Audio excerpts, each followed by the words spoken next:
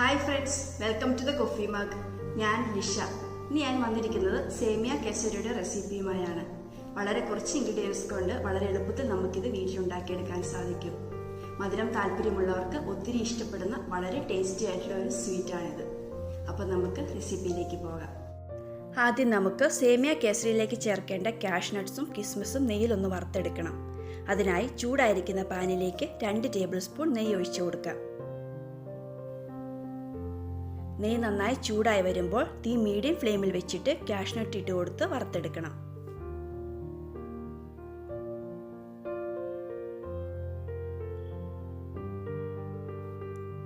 കാഷ്യൂവിൻ്റെ colour ചെറുതായി മാറി വരുമ്പോൾ ഇതിലേക്ക് കുറച്ച് കിസ്മിസും കൂടി ചേർത്ത് റോസ്റ്റ് ചെയ്തെടുക്കാം. കാഷ്നട്ടിനും കിസ്മിസിനും പ്രത്യേകിച്ച് അളവൊന്നുമില്ല കേട്ടോ, ഓരോരുത്തരുടെ ഇഷ്ടാനുസരണം ചേർത്ത് കൊടുത്താൽ മതി.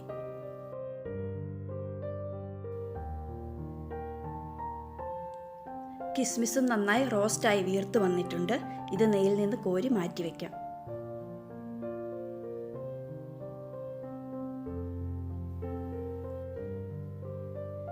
അടുത്തതായി ഇതേ നെയ്യിൽ തന്നെ നമുക്ക് സേമിയ വറുത്തെടുക്കണം.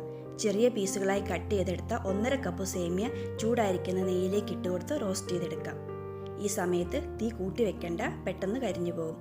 അതിനാൽ ലോ ടു മീഡിയം ഫ്ലെയിമിൽ വെച്ചാൽ മതി. കണ്ടിന്യൂസ് ഇളക്കി കൊടുത്തുകൊണ്ട് റോസ്റ്റ് ചെയ്തെടുക്കാം.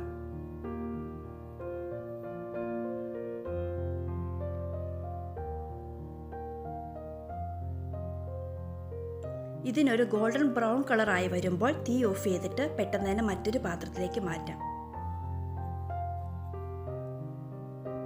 ഇനി അതേ പാനിൽ തന്നെ 3 കപ്പ് വെള്ളം ഒഴിച്ചു കൊടുത്ത് തീ ഹൈ ഫ്ലെയിമിൽ വെച്ചിട്ട് തിളപ്പിച്ചെടുക്കണം.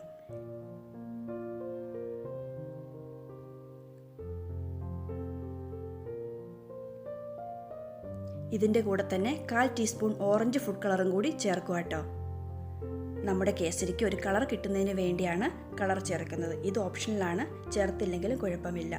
ഒന്ന് മിക്സ് ചെയ്തെടുക്കാം. ഇനി ഇതൊന്ന് തിളച്ച് വരട്ടെ. ഇപ്പോൾ വെള്ളം നന്നായിട്ട് തിളച്ച് വന്നിട്ടുണ്ട്. ഇതിലേക്ക് നമുക്ക് വറുത്ത് വെച്ചിരിക്കുന്ന സേമിയ ചേർത്ത് കൊടുക്കാം.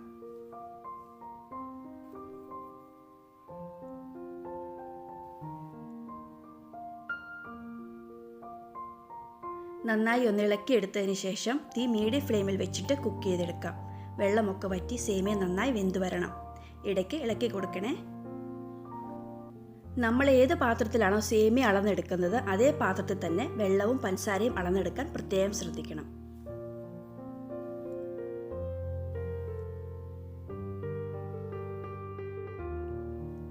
ഇപ്പോൾ വെള്ളമൊക്കെ വറ്റി സേമിയ നന്നായി വെന്ത് വന്നിട്ടുണ്ട്. ഇനി നമുക്ക് മധുരം ചേർത്ത് കൊടുക്കണം. സേമിയ നന്നായി കുക്കായതിനു ശേഷം മാത്രമേ മധുരം ചേർക്കാവൂ.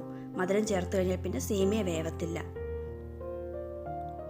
ഞാൻ ഇതിലേക്ക് 1.25 കപ്പ് പഞ്ചസാര ചേർക്കുകയാണ്. എന്നിട്ടൊന്ന് നന്നായി യോജിപ്പിച്ചെടുക്കാം. നമ്മുടെ ഈ കേസരിക്ക് ഈ അളവിൽ നല്ല മധുരമുണ്ട്. നിങ്ങൾക്ക് മധുരം അത്ര താല്പര്യമില്ലെങ്കിൽ 1 കപ്പ് പഞ്ചസാര ചേർത്താൽ മതി കേട്ടോ. നിങ്ങളുടെ ആവശ്യാനുസരണം 1 കപ്പ് മുതൽ 1.25 കപ്പ് വരെ പഞ്ചസാര ചേർത്ത് കൊടുക്കാവുന്നതാണ്. അതിൽ കൂടണ്ട കേട്ടോ.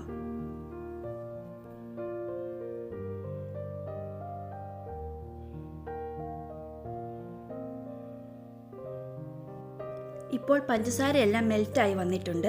ഇനി നമുക്ക് ഇവയിലെ വെള്ളമൊക്കെ ഒന്ന് വറ്റിച്ചെടുക്കണം. ഈ സമയത്തും തീ മീഡിയം ഫ്ലെയിമിൽ തന്നെ വെച്ചാൽ മതി കേട്ടോ. ഇല്ലെങ്കിൽ തീ കൂട്ടി വെച്ച് കഴിഞ്ഞാൽ പുറത്തേക്ക് തെറിച്ച് വീഴും. ഇടയ്ക്കിടയ്ക്ക് ഇളക്കി കൊടുത്തുകൊണ്ട് പഞ്ചസാരപ്പാനി പറ്റിച്ചെടുക്കാം. നമ്മുടെ ആവശ്യാനുസരണം വെള്ളം വറ്റിച്ചെടുക്കാം കേട്ടോ. കേസരി സ്കൂപ്പ് ചെയ്തെടുക്കാൻ പാകത്തിനാണെങ്കിൽ ഒത്തിരി വെള്ളം വറ്റി ഡ്രൈ ആകരുത്.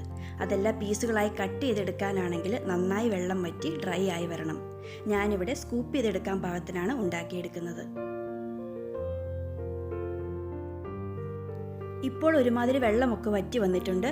ഈ സമയത്ത് നമുക്ക് 1 ടീസ്പൂൺ ഏലക്ക പൊടിച്ചത് ചേർത്ത് കൊടുക്കാം. എന്നിട്ട് നന്നായി ഒന്ന് മിക്സ് ചെയ്തെടുക്കാം.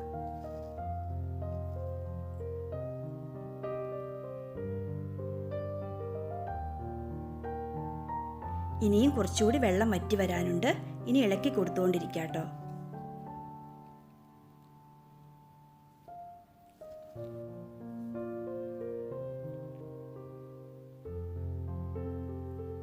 ഞാൻ ഒരു നുള്ളു ഉപ്പും കൂടി ചേർക്കുവാണ്. ടേസ്റ്റുകളൊക്കെ ഒന്ന് ബാലൻസ് ചെയ്യുന്നതിന് വേണ്ടിയാണ് ഉപ്പ് ചേർക്കുന്നത്.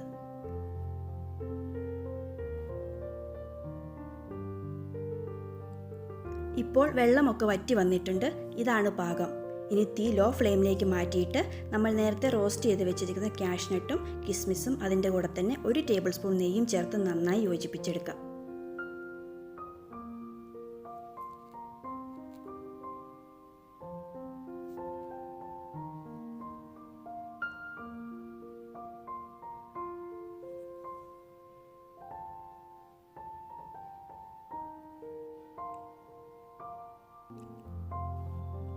ഇപ്പോൾ നമ്മുടെ മധുരമൂറിയ സേമിയ കേസരി റെഡി ആയിട്ടുണ്ട്. ഇതൊരു സെർവിങ് ബൗളിലേക്ക് മാറ്റാം. എല്ലാവരും ഒന്ന് ട്രൈ ചെയ്ത് നോക്കുക. വളരെ എളുപ്പമല്ലേ? മധുരം താല്പര്യമുള്ളവർക്ക് ഒത്തിരി ഇഷ്ടപ്പെടും. ഉണ്ടാക്കി നോക്കിയിട്ട് അഭിപ്രായം കമൻറ്റ് ബോക്സിൽ അറിയിക്കണേ. ഈ റെസിപ്പി ഇഷ്ടപ്പെട്ടെങ്കിൽ ലൈക്ക് ചെയ്യാനും നിങ്ങളുടെ ഫ്രണ്ട്സിനും ഫാമിലിക്കും ഷെയർ ചെയ്യാനും മറക്കല്ലേ. അതുപോലെ നിങ്ങൾ ഈ ചാനൽ സബ്സ്ക്രൈബ് ചെയ്തിട്ടില്ലെങ്കിൽ ഒന്ന് സബ്സ്ക്രൈബ് ചെയ്യണേ. തൊട്ടടുത്തുള്ള ബെല്ലൈക്കൺ പ്രസ് ചെയ്ത് ഓൾ എന്ന ഓപ്ഷൻ ക്ലിക്ക് ചെയ്യുകയാണെങ്കിൽ ഇനി മുതൽ ഞാനിടുന്ന വീഡിയോസിൻ്റെ നോട്ടിഫിക്കേഷൻസ് ഒക്കെ നിങ്ങൾക്ക് ലഭിക്കുകയും ചെയ്യും. അപ്പോൾ നമുക്ക് മറ്റൊരു നല്ല റെസിപ്പിയുമായി വീണ്ടും കാണാം. താങ്ക്